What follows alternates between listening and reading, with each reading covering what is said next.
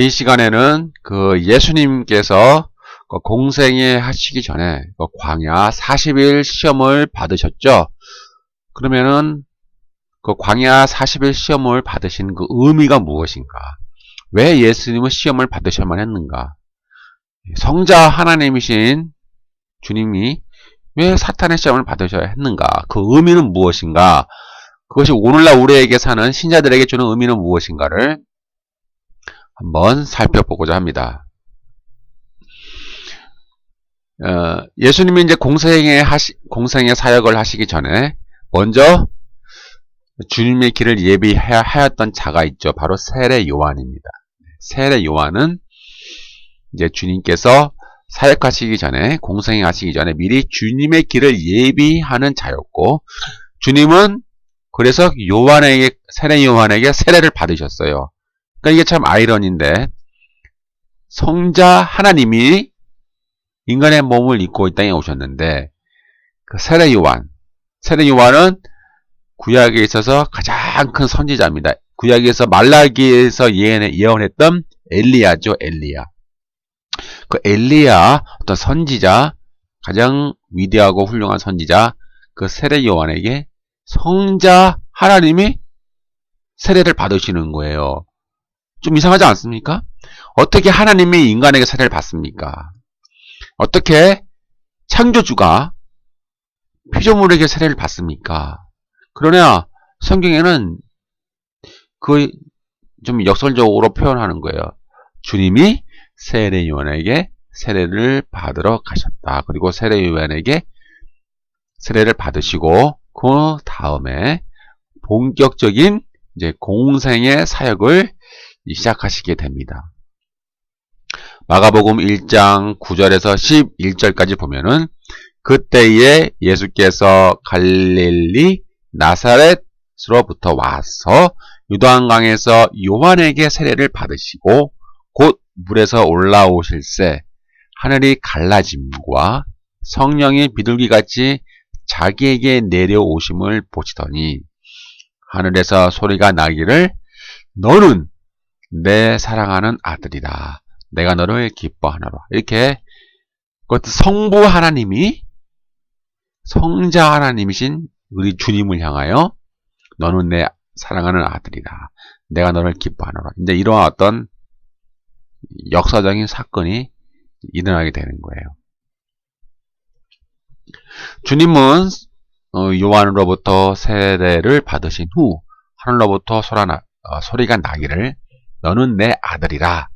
내가 너를 기뻐하노라. 라는 음성이 거기에 모인 모든 사람들에게 다 들렸습니다. 여기서 이제 주님만 들은 것이 아니라 거기에 세례 요한의 세례를 받기 위해 모인 수많은 이스라엘의 군중들이 이제 그 하늘의 목소리를 함께 들은 거예요. 그러면서 드디어 주님의 그 신적인 권위와 정체성이 세상에 알려지게 됩니다. 그 전에는 세례 요한에게 세례를 받기 전에는 사실 주님이 누구신지 사람이 그동안 몰랐잖아요.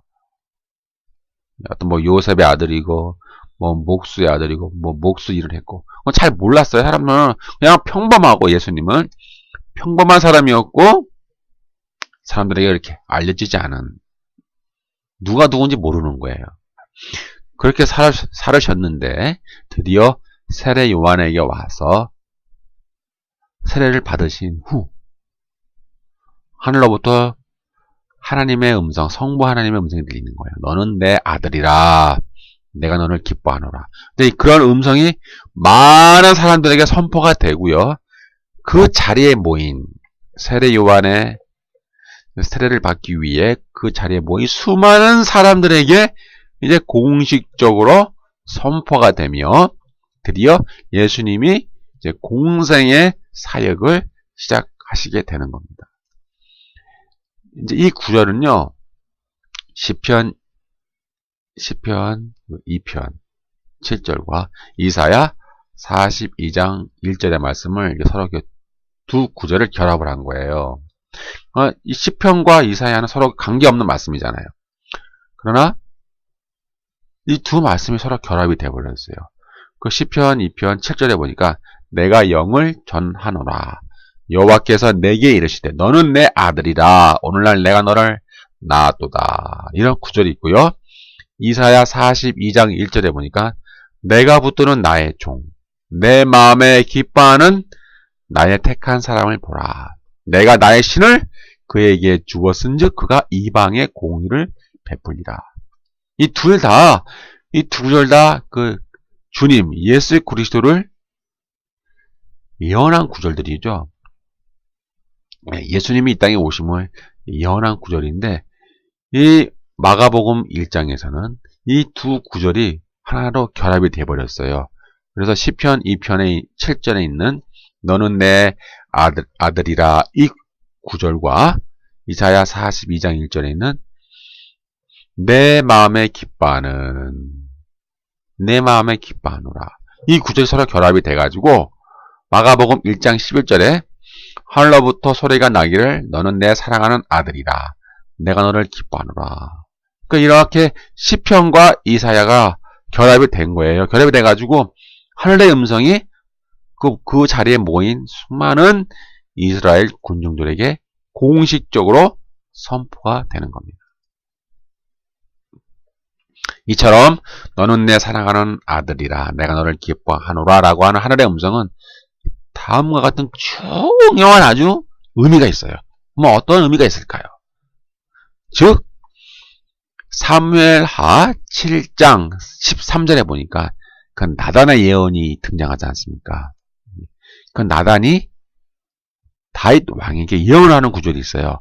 그 구절에 보면 이렇게 기록되어 있습니다. 그는 내 이름을 위하여 집을 건축할 것이요 나는 그의 나라 왕위를 영원히 견고하게 하리라. 이제 이러한 나단의 예언이 기록되어 있고 그런 성취 대상 누가 성취를 합니까? 그것은 솔로몬이 아니라는 거예요. 결론은 그는 사무엘하 7장 13절에 있는 그는 내 이름을 위하여 집을 건축할 것이요. 그럼 그가 누구냐 이 말이에요. 우리는 보통 솔로몬 왕이라고 생각하잖아요. 솔로몬 성전을 건축했기 때문에 그 솔로몬 왕이 내 이름을 위하여 집을 건축할 것이요. 이렇게 우리는 생각했단 말이에요. 그러나 오늘 마가복음 1장을 통해서 그것은 아니다. 그라는 사람은 솔로몬 왕이 아니라 궁극적으로 예언의 성취의 대상인 예수 그리스도, 다윗의 후손으로 오신 예수 그리스도이시다라고 이미 지금 선포하는 거예요. 다시 말하면 나단의 예언에 등장한 사무엘하 7장 13절에 있는 그는 예수 그리스도이시고 예수 그리스도가 내 이름을 위하여 집을 건축할 것이고 나는 그의 나라의 왕이. 그는 누구예요? 솔로몬이 아니에요.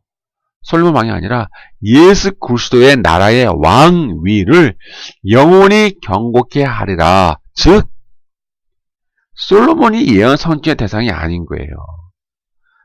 다윗의 후손으로 오신 예수 그리스도께서 그 나단 예언의 성취의 궁극적인 대상이 되는 거예요. 그래서 주님이 나단의 예언에 등장하는 내시가 그런 말 했잖아요. 내시가 솔로몬 왕이 아니라 예수 그리스도이시라 라는 말이고 하나님의 이름을 위하여 집을 건축할 아들이라는 거예요.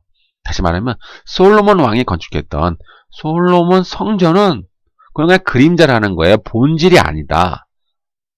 그것은 본질이 아니고 그냥 그림자이기 때문에 결국은 어떻게 했습니까? 망했잖아요. 무너졌잖아요. 바벨론 왕이 침략했을 때에 솔로몬 성전은 다 무너졌어요. 그건 본질이 아니라는 거예요. 본질은 뭐예요?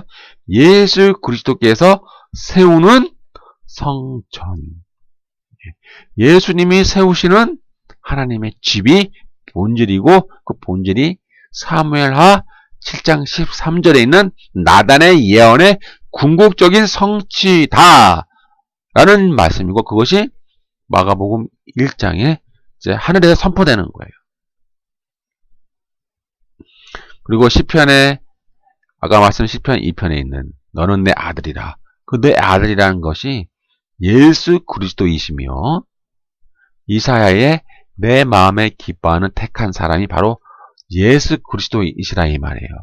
그래서 결국은 예수님이 하나님의 이름을 위한 진정한 의미의 성전을 건축하리라라고 하는 그 예언의 말씀이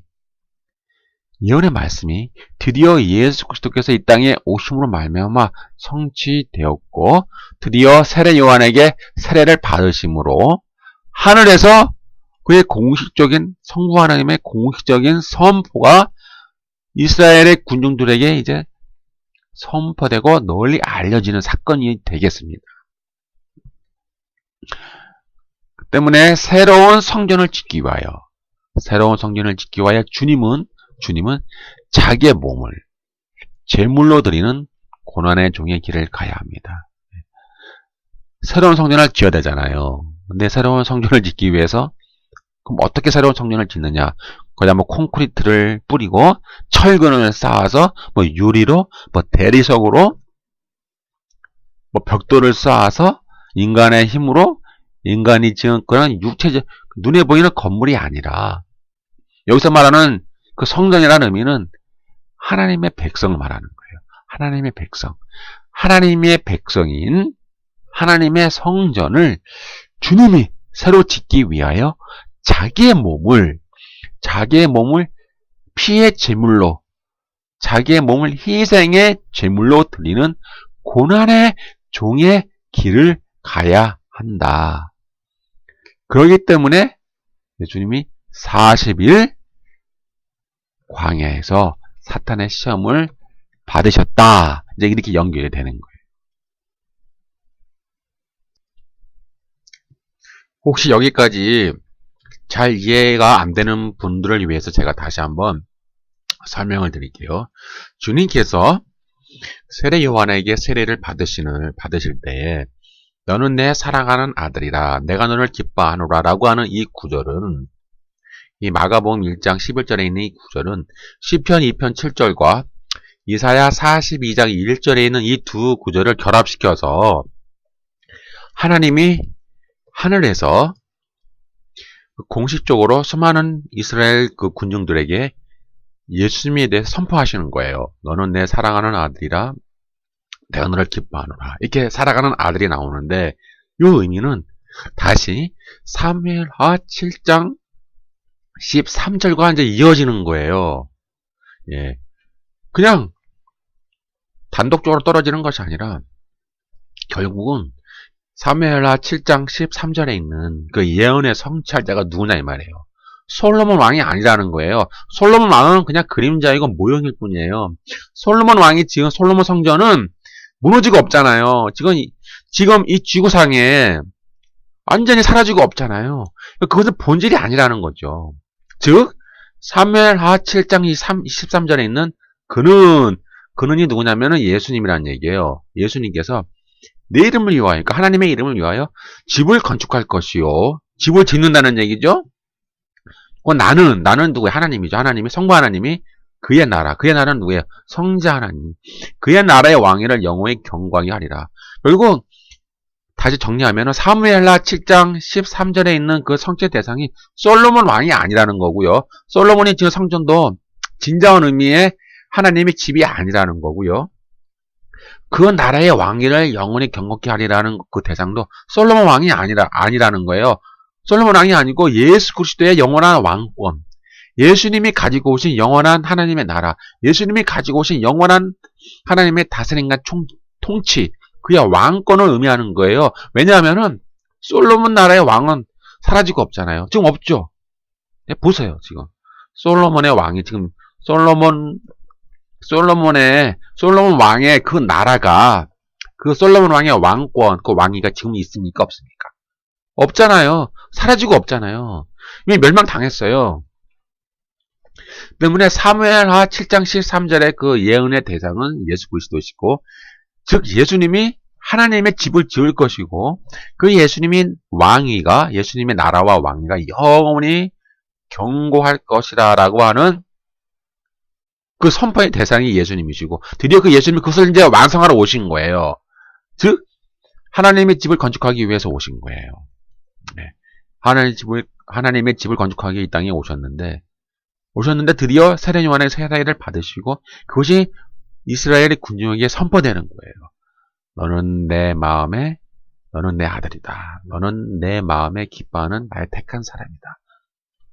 이제 이렇게 선포됨으로써 드디어 예수님은 이 땅에 이 눈에 보이는 건물, 시멘트, 콘크리트, 철근, 수많은 건축 자재, 인간의 그 노동을 통해서 지어지는 인간의 손으로 만들어진 그런 성전이 아니라 하나님의 백성, 하나님이 거처를 삼는 하나님의 성전인 하나님의 백성을 짓기 위해 그 하나님의 진정한 집, 하나님의 집이 진정한 하나님의 집은 하나님의 백성이라 이 말이에요. 우리 백성, 하나님의 자녀들. 그 하나님의 자녀를 짓기 위해 하나님의 자녀를 완성하기 위해 이 땅에 예수님이 오셨다라고 하는 증표가 된다는 얘기예요. 드디어 에스겔 37장 27절에 보면 내 처소가 그들 가운데 있을 것이며 나는 그들의 하나님이 되고 그들은 내 백성이 되리라. 내 처소가 뭐예요? 하나님이 거하실 처소, 하나님이 거하실 성전이 그들 가운데, 그들은 누구예요? 하나님의 백성.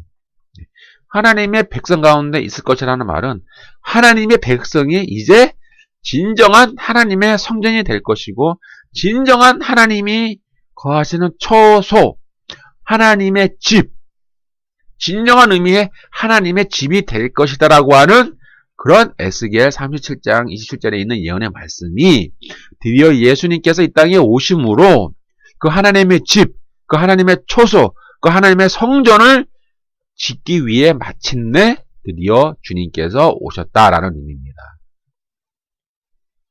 이렇게 보면은 오늘날 우리 교회가 생각하는 그 성전의 의미가 너무나 타락했고 변질되었다라는 거예요. 우리가 눈에 보이는 교회 그 건물, 그 화려하고 큰 건물은 그냥 종교 시설인 거예요. 그냥 건물, 시멘트, 콘크리트, 철근, 유리, 그다음에 석고, 그 수많은 건축 자재들, 그것들이 있는 그냥 건물, 종교 시설, 인간의 손으로 만든 건물이지 진정한 의미의 성전은 아니라는 거예요. 다시 말하면 진정한 의미의 성전은 하나님의 백성, 예수 그리스도를 주로 고백하는 죄 사함을 받고 죄 용서를 받고 이신칭의를 얻고 하나님을 닮아가고 있는 하나님의 백성, 그들이 하나님의 진정한 성전이다. 근데 오늘날 타락한 복음은 이렇게 가르치지 않잖아요. 그렇죠? 하나님의 백성이 진정한 의미의 성전이고 하나님의 집이고 하나님의 처소인데 그렇게 가르치지 않아요. 그냥 눈에 보이는 건물 있잖아요. 시멘트, 콘크리트, 철근. 그 건물을 하나님의 성전이라고 거짓되이 가르치는 거예요. 누가? 목사들이. 그러면 어떻게 가르칩니까? 이 건물, 눈에 보이는 건물을 크게 짓는 것이 하나님께 영광되는 것이고, 크게 지으면 하나님께서 기뻐하시고, 크게 짓는 이곳에 하나님이 거하시고, 하나님이 임재하시고, 크게 짓기 위해서 성도들이 헌금을 내잖아요. 성전 건축 헌금을 내면은 하나님이 너무 기뻐하셔서 그 헌금에 하나님이 복을 주시기 때문에 하나님이 30배, 60배, 100배로 다시 되돌려 갚아주신다. 다시 이 투자의 개념으로, 예? 투기죠, 투자. 30배, 60배, 100배로 너희들에게 되갚아 주신다고 하니 성도들이 그 말을 들으면 와, 이거는 완전히 투자예요, 투자. 예. 너무 좋은 거예요. 왜요? 30배, 60배, 100배로 다시 돌려주신다고 하니 좋은 투기 아닙니까? 투자? 네? 얼마나 좋아요. 그러니 성도들이 건축 헌금을 하는 거예요. 네. 다시 되돌려 받기 위해서. 그러나 성경의 관점으로 볼 때 이것은 거짓된 복음이다. 거짓된 가르침이다. 건물, 시멘트, 콘크리트, 철근, 유리, 대리석, 석고보드, 그거는 하나님이 원하시는 성전이 아니라는 거예요. 그것은 그냥 종교시설이에요. 종교시설. 그냥 하나님의 백성이 모여서 예배 드리고, 뭐 교육을 하고, 뭐 교제하고, 그런 모이는 장소를 위한 시설. 시설일 뿐이지, 그 시설에 하나님이 임재하는 것도 아니고요. 그 시설을 크게 지어야 하나님이 기뻐하는 것도 아니고요. 그 시설을 크게 지어야 하나님이 영광 받는 것도 아니고요. 그 시설을 크게 짓기 위해 건축헌금을 드려야 하나님이 복을 주시는 것이 아니라 이 말이에요. 그러니 오늘날 이 교회 안에 얼마나 타락하고 사악한 이 거짓 복음이 전파되고 있나 이 말이에요. 죄송합니다. 기분 나빠하지 마세요. 네. 기분 나빠하지 마시고요. 너무 오해하지 마시고요. 너무 이렇게 막 화를 내지 마시고 그냥 의도를 잘 보세요. 의도. 왜 그런 성경의 의도를 제가 말씀드리는 거잖아요. 그러니까 오해하지 마시고요. 성경에서 말하는 진정한 성전은 하나님의 백성, 하나님의 자녀라 이 말이에요. 네? 그것을 이루기 위해 예수님이 이 땅에 오시고 예수님이 세례 요한에게 세례를 받으셨고 예수님이 40일 동안 광야에서 사탄에게 시험을 받으셨다 이 말입니다. 진정한 하나님의 초소는 하나님의 백성이에요. 하나님의 집은 하나님의 백성이에요. 하나님의 자녀들이에요. 하나님은 그들 가운데 임재하시고 하나님은 그들과 함께 하시고 하나님은 그들에게 처소를 정하시고 하나님은 영원히 그들과 함께 거하신다는 거예요. 그래서 요한계시록에는 내가 너희들 위해 장막을 치노라. 이거 나오잖아요. 하나님은 장막을 친다는 것은 눈에 보이는 뭐 텐트를 친다는 게 아니에요. 텐트? 뭐 장막? 그런 게 아니에요. 그거 상징이잖아요. 하나님이 너희들과 이제 드디어 영원히 함께하리라. 하나님이 너희를 처소로 삼아 너희를 성전 삼아 하나님이 너희들 가운데 영원히 거하리라 라고 하는 그 요한계시록의 말씀이 드디어 완성되지 않습니까? 그런데 왜 아직도 이 타락한 복음은, 이 거짓된 복음은, 이 사탄의 복음은, 죄송합니다. 기분 나빠 생각하지 마시고요. 예, 오해하지 마세요. 왜 자꾸 건물을, 시멘트를, 철근을, 예? 이 콘크리트를, 이 석고보드, 이 대리석, 이 유리로 만든 건물. 왜 이런 건물을 하나님의 성전이라고 자꾸 지금도 가르치나 이 말이에요. 그리고 이런 성전을 지어야 하나님이 영광을 받으시고 이런 건물, 종교시설을 지어야 하나님이 기뻐하시고 이 종교시설에 하나님이 임재하시고 왜 이렇게 거짓된 복음, 타락한 가르침을 왜 지금도 가르치고 있느냐 이 말이에요. 광야란 무엇일까요? 예수님이 40일 동안 광야에서 시험을 받으셨어요. 이 광야는 무엇일까요? 특히 40이라는 것과 이 광야라는 의미는 아주 구약에서 아주 중요한 상징적인 의미를 갖고 있어요. 이 40이라고 하는 숫자는 구약에 보면은 하나님으로부터 징계를 받는 기간이에요. 또는 금식하는 기간, 또는 회개하는 기간이고, 또는 하나님과 긴밀히 교제하며 사귀는 기간을 의미하는 상징적인 숫자예요. 그래서 노아 때의 홍수가 40주야 동안 계속되었잖아요. 또 이스라엘 백성은 광야에서 40년 동안 방황했어요. 왜요? 불순종해서 하나님의 약속을 믿지 않아서 하나님을 원망해서 40년 동안 광야에서 방황을 했어요. 그리고 40년 동안 블레셋 족속에 의해서 고난을 받게 되었어요. 그리고 모세는 40주야 동안 시내산에서 금식하며 하나님과 함께 지내었어요. 그리고 엘리야도, 선지자 엘리야도 40주야 동안 광야를 지나 하나님의 산 호렙에 도달했습니다. 예수님이 광야에서 40일간 시험을 받았다고 하는 것은 이스라엘이 출애굽하여 광야에서 40년 동안 시험 받는 것을 연상하는 거예요. 예. 출애굽해서 하나님의 구원을 체험하고 홍해바다를 건너서 물세례를 받고 하나님의 수많은 기적을 체험한 그들이 이 선택된 그 이스라엘 백성들이 40일 동안 가나안 땅을 정탐하잖아요. 정탐하고 돌아와서 보고할 때에 그들은 불신앙을 마침내 드러내고 말아요. 여호수아와 갈렙을 죽이려고 하잖아요. 그리고 그들은 그 아무것도 모르는 그 이스라엘 백성들을 선동을 해요. 선동을 해서 하나님께 대적하도록 선동을 하는 그러한 극악한 행동을 누가 했습니까?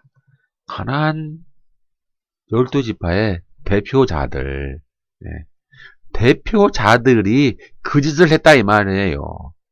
그래서 광야에서 40년 동안 그들은 시험을 받고 광야에서 죽었어요. 그리고 가나안 땅에 못 들어갔어요. 그럼 가나안 땅에 누가 들어갔습니까? 그들의 후손들, 어린아이들,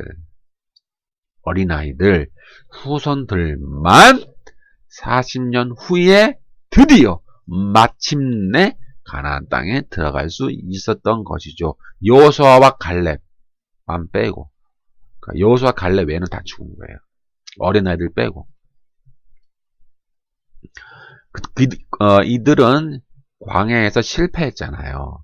하지만 예수님은 40일 광야 시험에서 사탄에게 승리하시잖아요. 이렇게 승리하심으로 말미암아 그 예수님을 믿고 따르는 새로운 하나님의 백성, 새로운 영적 이스라엘 백성들은 다시는 실패하지 않을 것이다. 그래, 과거에 이스라엘 백성들이 실패한 것처럼 다시는 실패하지 않고 그들은 정말 하나님의 영원한 저 가나안 땅에 들어갈 것이다 라고 하는 그 약속과 희망을 암시해 주고 있는 것입니다.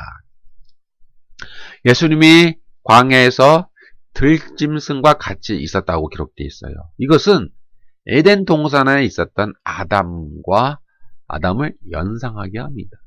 하나님께서 아담을 창조하신 후에 그를 낙원에 두시고 들짐승들과 새들을 만드셔서 그와 벗하게 하고 그로 하여금 그들을 다스리게 하셨죠. 그리고 그들에게 아담이 다 이름을 지어 주었어요. 이름을 이렇게 짓고 그들과 함께 지낸다 이 말이에요. 그 모습을 보고 하나님이 너무 기뻐하셨어요. 하지만 이 아담은 하나님의 형상으로 지음받아 하나님께서 지으신 이 만물을 다스리는 이 높은 지위에 만족하지 않고 스스로 하나님이 되고자 하여 사탄의 말을 들었잖아요. 예. 사탄의 말을 들었어요. 사탄의 말을 믿은 거예요. 스스로 사탄처럼 하나님과 같이 되고자 하여. 그래서 하나님의 말씀에 불순종하는 죄를 지었고 마침내 에덴에서 쫓겨나왔어요. 그리고 에덴의 짐승들과 분리돼 버렸어요. 그리고 그 짐승들과 원수가 되었죠. 원래 에덴에는 그 들짐승들과 벗하며 친하게 지냈는데 인간의 불순종과 죄로 말미암아 인간과 들짐승은 서로 원수가 되어서 특히 맹수들은 사람을 공격을 한다 이 말이죠. 그렇기 때문에 예수님은 광야에서 들짐승과 함께 있었던 그런 의미는 그 종말에 이 땅에 완성될 완전한 하나님 나라가 이루어질 때에는 다시 창세기에 기록되어 있는 그런 낙원이 다시 회복된다라는 거예요. 다시 온전한 창조로 회복이 되어 회복입니다. 재창조가 아니에요. 하나님이 다 멸망시키고 새로 창조하는 재창조가 아니라 원래 창조했던 것을 다시 회복을 하는 거예요. 그래서 그 낙원으로 회복이 돼요. 그 맹수들과 인간이 다시 하나님의 평화를 누리며 벗하게 될 그런 어떤 종말론적인 희망, 그런 종말론적인 평화를 상징하는 거예요. 다시 말하면 예수님이 광야에서 들짐승과 같이 있었다는 것은 종말에 이루어질 그 낙원에서 맹수들과 인간의 평화를 누리고 벗하게 지낼 그런 종말론적인 하나님 나라의 모습을 좀 묘사하고 있는 거예요. 이사야 11장 6절에서 8절에 보면은 그때에 이리가 어린 양과 함께 살며 표범이 어린 염소와 함께 누우며 송아지와 어린 사자와 살찐 짐승이 함께 있어 어린 아이에게 끌리며 암소와 곰이 함께 먹으며 그것들의 새끼가 함께 엎드리며 사자가 소처럼 풀을 먹을 것이며 젖먹는 아기가 독사의 구멍에서 장난하며 젖된 아기가 독사의 굴에 손을 넣을 것이다. 이것이 뭐냐면 종말론적으로 완성될 하나님의 나라, 완전한 하나님의 나라, 생활과 새 땅, 그 나라에서는요, 이렇게 모든 맹수들과 사람이 또 맹수들과 약한 짐승들이 서로 죽이고 서로 먹고 해를 끼치는 그런 것이 이제 없는 서로 평화롭게 지내는 그런 하나님의 평화, 하나님 나라의 평화와 하나님 나라의 그런 기쁨을 이제 상징적으로 보여주고 있잖아요. 이사야 11장에 그 말씀이 드디어 예수님을 통하여 이루어진다는 거예요. 아담은 사탄의 시험에 실패하여 낙원에서 추방됐어요. 그 낙원을 상실해버렸죠. 반면 예수님은 사탄의 시험을 이기는 거예요. 사탄을 정복하시는 거예요, 예수님이. 그리고 그 잃어버린 낙원을 다시 회복하시는 거예요. 주님께서 그 아담이 잃어버렸던 그 낙원, 그 평화, 그 기쁨, 그 은혜, 그거를 다시 예수님이 사탄을 정복하고 이김으로 회복하신다. 이렇게 예수님은 둘째 아담이고 또 마지막 아담이에요. 이 첫째 아담이 실패했지만 이 둘째 아담, 마지막 아담으로 오신 예수님은 드디어 사탄을 정복하고 이기면서 이제 승리하시는 거죠. 그리고 어둠의 세력을 결박해서 드디어 인간의 타락과 죄와 사망을 극복하시는 거예요. 그리고 이 세상에 죄와 사망을 가져다 주는 그런 사탄의 지배를 완전히 끝내시고 종식하시고 의와 생명이 지배하는 하나님의 평화, 하나님의 샬롬이 지배하는 그런 진정한 구원의 시대를 주님이 열 것이다. 주님이 열 것이다라는 그런 의미를 상징하고 있습니다. 그리고 주님이 광야에서 시험 받으신 후에 천사들이 예수님께 수종을 들었잖아요. 이것은 천사들이 예수님에게 식탁에서 음식으로 수종 들었다는 뜻입니다. 이것은 예수님이 사탄을 정복함으로써 다시 낙원의 상태를 회복한 것을 나타내며 하나님과 인간 사이가 올바른 관계로 회복되어 창조의 질서가 다시 회복되는 거예요. 사탄이 활동했지만, 사탄이 오염을 시켰지만, 사탄이 완전히 멸망을 받음으로써 사탄이 불못에 던져지고 사탄이 완전히 심판을 받음으로써 드디어 창조의 질서가 회복되는 거예요. 완전히 회복. 재창조가 아닙니다. 회복입니다. 회복과 완성입니다. 다시 창조의 질서가 회복되어 그 종말의 구원의 시대가 열릴 것이다. 그러한 의미로 주님께서 광야에서 40일 시험을 받으신 거예요.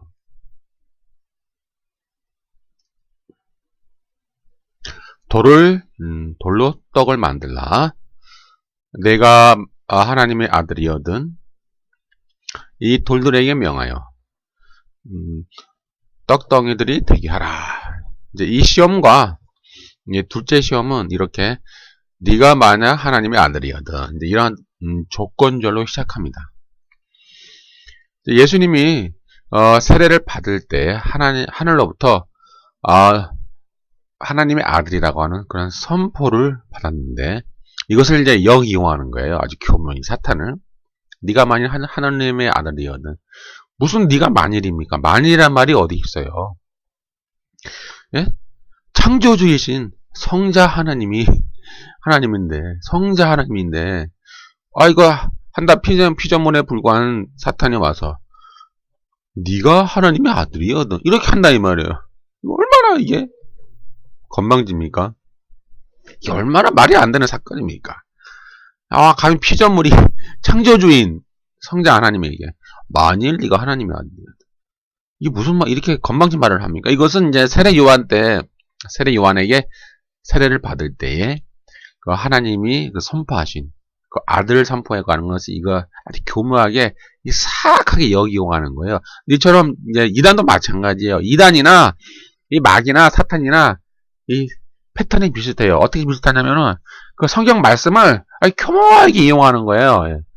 이단도 똑같이 하나님의 말씀을 인용하잖아요. 똑같이 하나님의 말씀을 증거하잖아요. 그런데 이것을 아주 지 입맛에 맞게 교묘하게 이용하는 거예요. 교묘하게. 이 사탄처럼.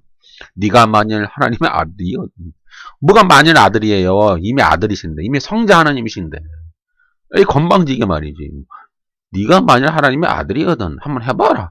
이딴 식으로 물어본다는 것은 이 성경을 역이용하는 거거든요. 이단도 그래요. 이 하나님의 말씀을 역이용해 먹어요. 역이용해서 그 아무것도 모르는 그런 사람들을 미혹을 하는 거예요. 미혹을 해가지고 자기들에게 자기들에 의해서 세뇌되도록 막 세뇌시키는 거잖아요. 막 세뇌시켜가지고 꼼짝없이 그들의 노예가 되게 만드는 거예요. 마태복음 4장 3절 4절 시험하는 자가 예수께 나와 이르되 네가 만일 하나님의 아들이야 명하여 이 돌들로 떡덩이가 되게 하라. 이 얼마나 건방집니까 말이. 예수께서 대답하여 이르시되 기록되었으되 사람이 떡으로만 살 것이 아니오 하나님의 입으로부터 나오는 모든 말씀으로 살 것이라 하였느니라 하시니. 이 시험은 예수님에게 하나님의 아들로서의 권능을 하나님의 뜻을 순종하는 데 사용하기보다는 네 자신의 목적, 배고픔을 해결하는데 달성하는 데 쓰라는 유혹이에요. 예수님은 하나님 아들로서 권능을 갖고 오셨는데 그것을 하나님의 뜻을 실현하기 위해 오셨잖아요. 하나님의 뜻이 뭐라고 그랬어요? 성전을 짓는 거, 하나님의 집을 짓는 거. 그 하나님의 집이 뭐예요? 하나님의 백성, 하나님의 백성을 짓기 위해 만들기 위해 예수님이 오셨는데 그 권능을 가지고 이 사탄이 건방지게 야, 너 배고프냐? 너가 떡이나 만들어 너 먹어. 뭐 이딴 식으로 유혹하는 거예요. 아주 이게 건방지기도 하고 아주 막 교활하기도 하고 너는 우스운 거예요. 이 시험에서 사탄의 의도는 예수님으로 하여금 하나님께 의지하고 순종하는 하나님의 아들이 되지 말고 사탄의 말을 듣는 그 아담처럼 독립적인 존재가 되어 하나님을 거역하고 자기의 뜻을 추구하는 하나님의 아들이 되도록 함으로써 하나님으로부터 위임받은 고난받는 메시아 종의 과업을 이루지 못하도록 방해하는 거예요. 예수님은요, 고난을 받으셔야 됐어요. 고난받는 메시아 종, 십자가에서 죽으셔야 됐어요. 그렇게 해야만 하나님의 집, 하나님의 성전, 하나님의 초소인, 하나님의 백성을 지을 수가 있기 때문에 주님은 고난받는 메시아 종의 과업을 이루기 위해 오셨어요. 그러나 사탄은 그것을 방해하는 거예요. 야, 너 고난을 왜 받아? 고난 받지 마. 고난 받아서 뭐하게?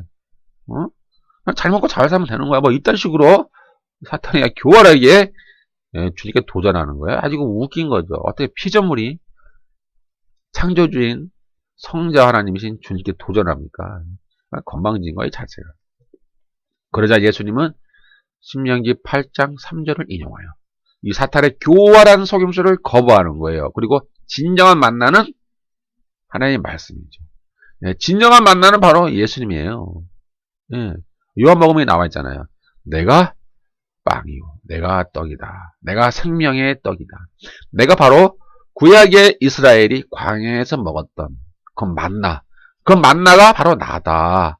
내가 바로 생명의 떡이다. 이렇게 주님께서 말씀하시는데 그 생명의 떡한테 이 사탄이 떡한테 그러는 거야. 이 돌을 떡으로 만들어봐.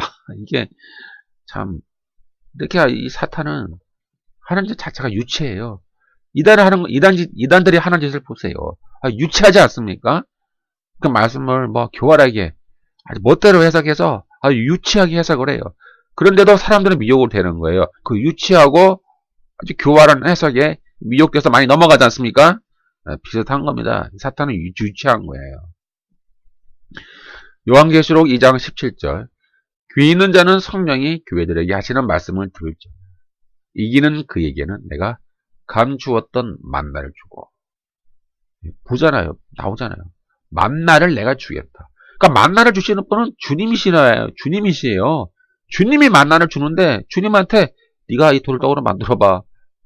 이게 얼마나 말이 안 되는 우스운 얘기입니까? 신명기 8장 3절 너를 낮추시며 너를 줄이게 하시며 또 너로 알지 못하며 내 열조도 알지 못하다. 만나를 내게 먹이신 것은 사람이 떡으로만 사는 것이 아니요 여호와의 입에서 나오는 모든 말씀으로 사는 줄을 내가 알게 하려 하십니다. 여기서 출애굽 이후 광야에서 하나님께 의존하지 못하고 순종하지 못하여 이 떡의 문제로 하나님께 계속 불평했어요. 이 불평했던 이스라엘 백성들. 그리고 그들은 그 시험에 실패했죠. 예. 시험에 실패해서 불신앙의 모습을 보였어요. 이렇게 실패한 이스라엘과 대조되는 종말의 하나님의 아들 그 예수님은 오히려 성공하는 거예요. 예. 성공하고 승리하시는 거예요. 이렇게 그 주님은 하나님께 철저하게 순종하는 고난받는 메시아 종의 사명을 완수하여 하나님께 순종하는 하나님의 백성을 모아 참 성전, 하나님이 거처하는 하나님의 집인 백성을 만들겠다라고 하는 그 의지를 지금 보여주고 계시는 겁니다. 두 번째, 성전 꼭대기에서 뛰어내려라. 마태복음 4장 6절. 이르시되 내가 만약 하나님의 아들이여든 뛰어내리라 기록하였으되 그가 너를 위하여 그 사자들을 명하시리니 그들이 손으로 너를 받들어 발이 돌에 부딪히지 않게 하리로다 하였느니라. 사탄은 시험할 때에 하나님의 말씀을 이용하죠. 이단도 마찬가지잖아요. 하나님의 말씀을 똑같이 이용해요. 그러나 사탄은 아주 간교하고 교활하기 때문에 또 유치해요. 얼마나 유치한지 몰라요. 그들은 임의적으로 편집을 해요. 이 구절, 저 구절. 구약 몇 장 몇 절, 구약 몇 장 몇 절, 신약 몇 장 몇 절을 막 편집을 해가지고 자기에게 유리하도록 재해석하잖아요. 그것이 이단의 특징이에요. 그 사탄은 두 번째 시험에서 시편 91편 11절 12절을 인용하면서 거기에 보면 이런 말이 있어요.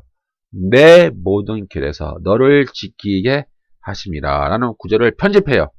편집하고 삭제하고 시편이 쓰여진 그 당시의 삶의 정황과 삶의 상황이 있잖아요. 그걸 완전히 무시한 채 지금 시편의 말씀처럼 되는지 안 되는지 네가 하나님의 능력과 보호하심을 테스트해보라 이렇게 주님한테 시험을 하는 거예요. 그러니까 이제 시편 91편 11절 12절에 보면은 그가 너를 위하여 그의 천사들을 명령하사 내 모든 길에서 너를 지키게 하십니다. 그들이 그들의 손에서 너를 붙들어 발이 돌에 부딪히지 아니하게 하리로다. 이 구절을 그들이 편집하고 삭제하는 거예요. 자기에게 유리하게 편집을 해가지고 유리하게 이용을 해 먹는 거예요. 그러나 예수님은 이 첫 시험을 통하여 하나님의 아들로서 하나님께 의존하고 순종하여 그의 메시아적 과업을 완수하겠다는 철저한 의지를 보이자 사탄은 두 번째 시험에서 네가 그렇다면은 하나님이 정말 믿을 만한 분인지 너를 정말 지켜주는 분인지 한번 시험해봐. 한번 뛰어내려봐. 하나님 너를 지켜주는지 안 지켜주는지 한번 시험을 해봐 라고 유혹을 하는 것이죠. 하나님의 아들 이스라엘은 출애굽의 구원과 광야에서의 만나를 먹이시는 그 하나님의 신실한 사랑을 체험하고도 하나님을 신뢰하지 못하고 마사와 무리바에서 물을 달라고 외치면서 하나님을 시험했습니다. 하나님 왜 물을 안 주십니까? 목말라 죽겠습니다. 왜 물을 안 주십니까? 이렇게 막 하나님을 시험하는 장면이 있죠. 그래서 모세는 신명기 6장 16절에서 이스라엘에게 여호와 하나님을 시험하지 말라 이렇게 경고를 했어요. 이미 근데 예수님이 바로 이 구절을 인용하여 마귀의 유혹을 물리치는 거예요.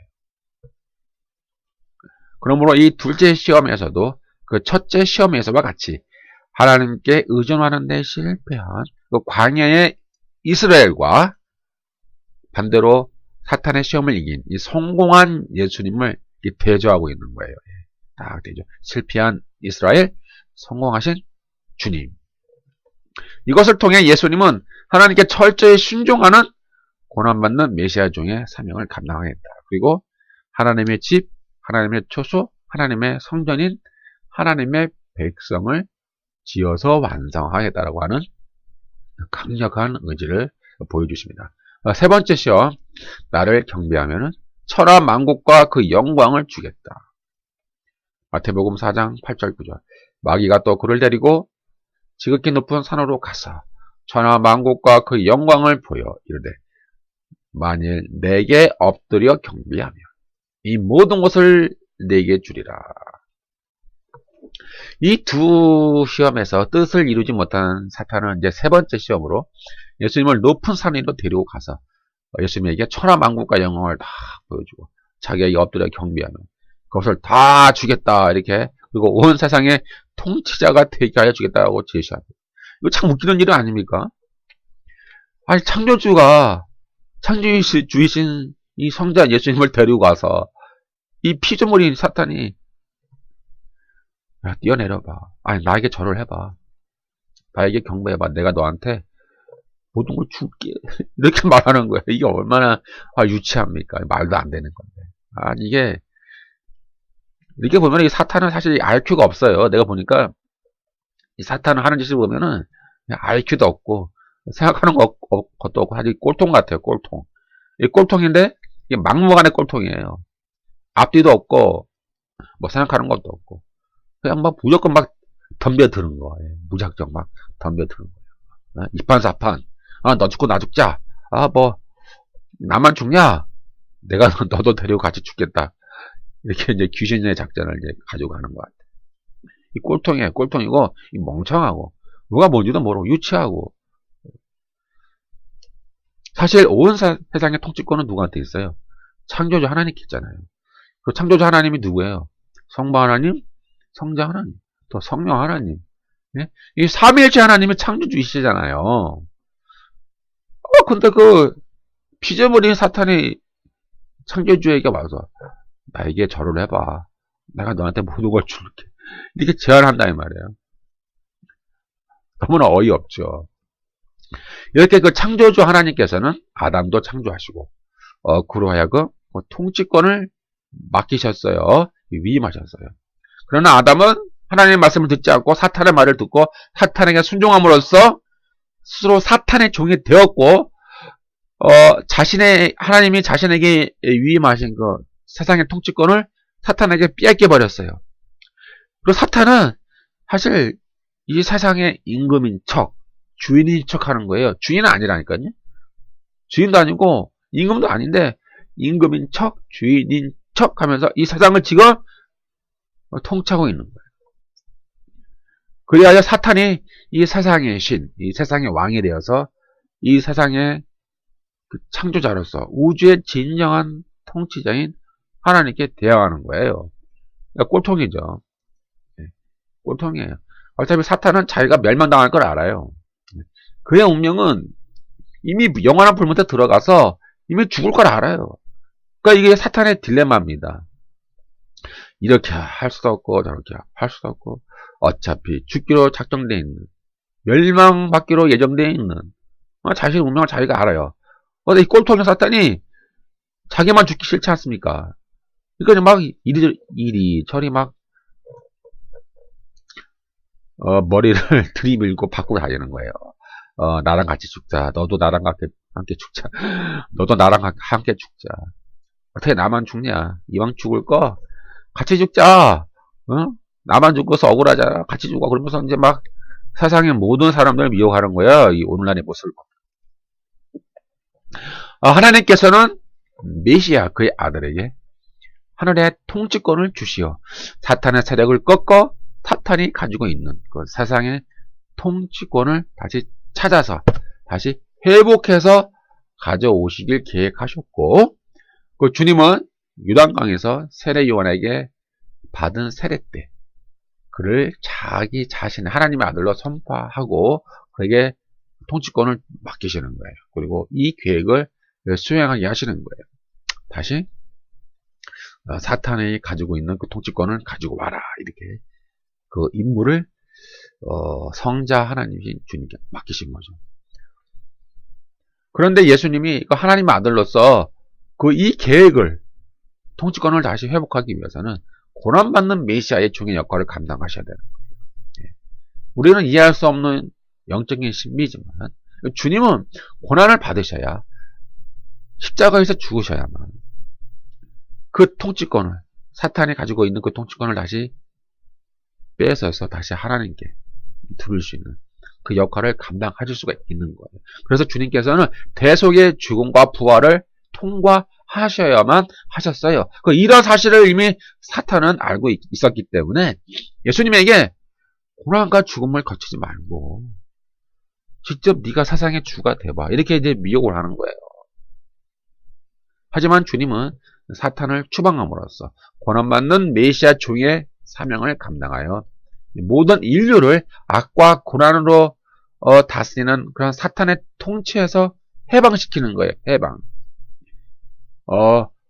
속량하는 거예요. 속량하여 주시고 해방하여 주시어서 은혜와 자비와 긍휼, 의와 생명으로 통치하시는 그런 하나님의 통치 밑으로 우리를 데리고 오시고 우리를 옮기시는 거예요. 우리를 옮기는 거예요. 다시 말하면 죄와 사망, 그 사탄의 통치에서 의와 생명의 지배, 하나님의 통치로 우리를 옮기시고 우리를 데리고 오시는 거예요. 그렇게 하여 사탄의 통치를 종결짓고 하나님의 다스림과 통치, 천국과 하나님의 나라를 세워서 이 세상에 하나님이 창조 때 의도한 그 하나님의 다스림을 다시 회복하는 거예요. 회복하게 하여 회복하게 하는 하나님의 아들의 소명에 충실하겠다라고 하는 그런 결심을 사탄과의 이 세 번의 시험을 통하여 주님은 보여주시는 것이죠. 이처럼 주님은 사탄에게 세 번 시험을 당하셨지만은 다 물리치셨어요. 그러나 사탄은 결코 항목하지 않았어요. 예수님을 떠났지만은 사탄은 결코 항목하지 않았습니다. 사탄은 예수님의 사역 기간 내내 줄곧 예수님으로 하여금 하나님의 뜻을 순종하지 못하도록 유혹하였고, 이에 대해 예수님은 그의 메시아적 과업, 그러한 사탄과의 투쟁으로 보고 사탄의 세력을 꺾고 하나님의 왕권과 통치권을 이 땅에 확장하는 것을 자신의 임명으로, 자신의 사명으로 생각하시고 계속 사탄과의 이제 투쟁을 하시는 겁니다. 이러한 사실은 이제 마가복음 8장 27절에서 33절, 마태복음 16장 13절에서 23절, 누가복음 9장 18절에서 22절에 보면은 잘 나타나 있죠. 예를 들면 이런 것이 있죠. 가이사랴 빌립보에서 베드로는 이제 제자를 딱 대표해서 예수님을 메시아, 하나님의 아들이십니다, 이렇게 신앙 고백 드리잖아요. 예수님은 막 칭찬하셨어요. 야, 베드로야, 착하다. 참, 그래, 훌륭하다. 예수는 이 고백을 받아들이고 자기가 이제 어떤 메시아를 설명하죠. 즉 이스라엘의 지도자들에 의해서 버림받아 죽임을 당함으로써 고난받는 메시아 종의 사명을 내가 감당해야 된다라고 이제 제자들에게 설명을 하시는 거예요. 하지만 그 정치적인 메시아를 생각했던 그 베드로에게 그 사탄은 그에게 들어가서 예수님에게 이렇게 말하는 거예요. 예수님, 왜 고난을 받으셔야 합니까? 고난받지 마십시오. 고난받지 마십시오. 이렇게 예수님을 시험하는 거예요. 사탄이 베드로에게 들어갔어요. 그러니 예수님이 그 베드로에게 뭐라고 하셨어요? 이 사탄아, 그러잖아요. 방금 전까지 베드로는 예수님은 주님이시오, 하나님의 아들이십니다, 이렇게 신앙 고백을 드렸는데, 그리고 예수님께 칭찬을 받았는데, 예수님이 고난을 받는다고 하니까는 베드로가 고난받지 마십시오, 고난 받으셔서 뭐 하십니까? 이렇게 말을 하는데, 그것이 바로 예수님 입장에서는 사탄이 되는 거예요. 사탄아, 내 뒤로 물러가라. 네가 하나님의 일을 생각하지 아니하고 도리어 사람의 일을 생각하는도다. 즉 예수님은 하나님의 일을 완수하기 위해, 즉 자신을 권한받는 메시아 종의 사명을 감당하기 위해 이 땅에 오셨고 드디어 십자가 위에서 죽으시기 위한 그러한 사명을 가지고 이 땅에 오셨다라고 하는 사실을 계속해서 강조하고 계시는데 사탄은 그것을 방해하는 거예요. 줄곧 내내 하지 마세요. 죽지 마세요. 권한받지 마세요. 요한복음 6장 15절에 보면은 그러므로 예수께 그들이 와서 자기를 억지로 붙들어 임금으로 삼으려는 줄 아시고 다시 혼자 산으로 떠나가십니다.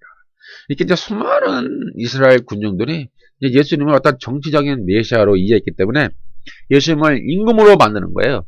예수님을 임금으로, 어떤 정치적인 왕이죠. 정치적인 임금으로 만들어서 이스라엘을 로마 제국으로부터 독립할 수 있는 그런 정치적인 메시아로 생각했기 때문에 예수님은 그들을 피하시는 거예요. 이제 피하시고 혼자 다니시고 혼자 산으로 떠나가심으로써 그들이 원하는 그런 정치적인 메시아임을 거부하는 거예요. 왜? 정치적인 메시아는 고난을 안 받잖아요. 정치적인 메시아는 권력을 통해서 힘을 드러내 보이기 때문에 고난을 안 받아요. 그러나 예수님은 정치적인 메시아가 아니라 영적인 메시아, 하나님 나라를 완성하고 하나님의 성전인 하나님의 백성을 지키기 위해 이 땅에 오셨기 때문에 고난을 받으셔야 한다는 얘기예요. 그 사람들은 예수님을 정치적인 메시아로 생각해서 또 그를 그렇게 추정하면서 왕으로 삼으려고 했지만 고난받는 메시아 종은 그들과 자신을 이렇게 분리시켜요. 그리고 스스로 혼자 외로이 십자가의 길을 가시는 겁니다. 이렇게 고난받는 메시아의 종의 사명을 막고자 하는 사탄의 시험은 예수님이 십자가 위에서 죽으시는 그 순간까지 집요하게 계속됩니다. 그러나 주님이 십자가 위에서 죽으시는 그 순간까지 그 예수님의 죽으심을 막 조롱하는 거예요. 모욕하는 겁니다. 마가복음 15장 29절 30절에 보면은 지나가는 자들은 자기들의 머리를 흔들며 예수를 모욕하여 이르되 아하 성전을 헐고 사흘에 짓는다는 자여 내가 너를 구원하여 십자가에서 내려오라 하고 이렇게 수많은 사람들이 예수님을 모욕하는 거예요. 야, 왜 이렇게 죽어? 너는 죽어야 돼. 죽지 마. 십자가에서 내려와 봐. 야, 성전을 헐고 사흘에 짓는 자여. 이렇게 얼마나 이들이 하는 짓이 이렇게 사악하고 어리석습니까? 그러나 주님은 십자가에서 당당히 죽으심으로 자신의 사명, 고난받는 종의 길을 완수하시고 믿음으로 말미암는 새로운 하나님의 백성, 하나님이 거하시는 참 성전, 하나님의 집, 하나님의 그 초소를 건축하셨습니다. 이것이 중요한 아주 핵심 진리예요. 이러한 주님의 40일 시험과 고난받는 종의 길과 이 십자가의 죽음은 또한 이 땅에 우리 교회가 가야 될 이 패러다임이고 우리들이 따라야 될 하나의 모범입니다. 교회는 주님처럼 이 사탄을 결박해야 되고요. 사탄의 시험을 물리쳐야 되고요. 십자가의 길을 가야 돼요. 교회는 고난의 길을 가야 되고 예수님처럼 교회는 자기 십자가를 지고 교회는 자기를 부인하며 주님처럼 죽음을 각오하기까지 자기를 순교의 제물로 자기를 희생의 제물로 드리면서 고난의 길을 가야 되고요. 이 세상에 천국과 하나님 나라, 하나님의 다스림과 통치를 실현해야 되는 사명을 가지고 있죠. 그래서 교회는 권력과 탐욕을 추방해야 돼요. 사탄을 결박해야 돼요. 십자가의 고난을 감당해야 돼요. 천국의 가치와 목적을 이 세상에 이식하고 실현해야 돼요. 그러나 교회가 세속화되면, 변질되면 믿기만 하면 천당가. 이렇게 믿음의 본질을 왜곡시키고 이슬만 믿으면 돼. 마음으로만 믿고 이슬로만 신하면 돼. 그럼 무조건 천당이야.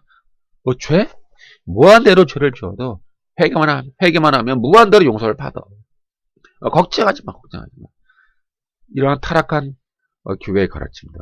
그리고 헌금을 많이 드리면 30배, 60배, 100배로 갚아 주신다라고 하는 이러한 투기의 개념, 이런 투기의 개념으로 뭐 상을 받는다, 뭐 이렇게 가르치는 것. 또 기도는 뭐예요? 소원 성취하는 거죠. 어떤 주기도문에서 예수님이 가르치신 그런 하나님의 나라를 열망하는 그러한 기도가 아니라 소원 성취의 기도예요. 마치 무속인들한테 가서 소원 성취하는 것처럼 비나이다 비나이다 천지식명께 비나이다 비나이다 비나이다 천지식명께 비나이다 이러한 어떠한 소원 성취 그리고 기복적인 것 샤머니즘 신앙 건강 출세 성공 이러한 타락한 또 세속화된 교회의 패러다임으로 바뀔 수가 있으니 우리는 아주 두려워해야 됩니다. 우리는 아주 주님처럼 그 길을 가야 돼요. 네? 광야의 시험을 통과해야 되고요. 우리 신자들과 교회는 사탄을 결박해야 되고 주님처럼 자기 십자가를 지고 자기를 부인하고 고난을 감당해야 되고요. 그냥 권력과 탐욕을 추방해야 되고요. 하나님 나라의 가치와 목적을 이 세상에 세워야 되고요. 어둠의 세력들 싸워야 됩니다. 이 세상에 뿌리 박혀 있는 그런 사탄의 왕국, 어둠의 세력들과 우리 끊임없이 피 터지게 죽음을 각오하고 싸워야 될 사명이 교회와 우리 신자들에게 있는 겁니다. 그래서 이러한 모범들을 예수님의 40일 광야 시험을 통해서 우리들에게 보여주시는 거예요. 그리스도의 남은 고난을 너희가 채워라 이 말이에요. 주님. 내가 당한 고난, 그 남은 고난이 있는데 그 남은 고난을 너희들 하나님의 백성들과 교회가 담당해라. 그리하면 내가 올 때 너에게 영광을 주겠다. 그러나 오늘날 타락한 복음, 세속화된 복음은 이 고난과 희생을 부인합니다. 절대 사절 그리고 오직 영광. 지금 이 세상에서도 영광, 주님 오실 때도 영광. 그러니까 이 복음의 가침이 틀리잖아요. 주님이 전한 복음과 오늘날 이 세속화된 교회에서 전하는 복음이 내용이 달라요. 그러니까 우리가 이것을 분별해야 되고요. 주의해야 되고요. 다시 한번 예수님이 왜 광야에서 40일 동안 금식하며 사탄의 시험을 왜 받으셨는가? 그리고 그 시험을 통과함으로써 예수님이 이루신 것이 무엇인가? 예수님이 왜 고난받는 메시아 중의 사명을 감당해야 했는가? 또 예수님이 어떻게 사탄의 시험을 이기셨는가? 그러한 과정을 통해 예수님이 하나님의 성전, 하나님의 처소, 하나님의 집인 하나님의 백성을 어떻게 완성하시고 지으셨는가를 우리는 다시 한번 살펴보아야 되겠습니다.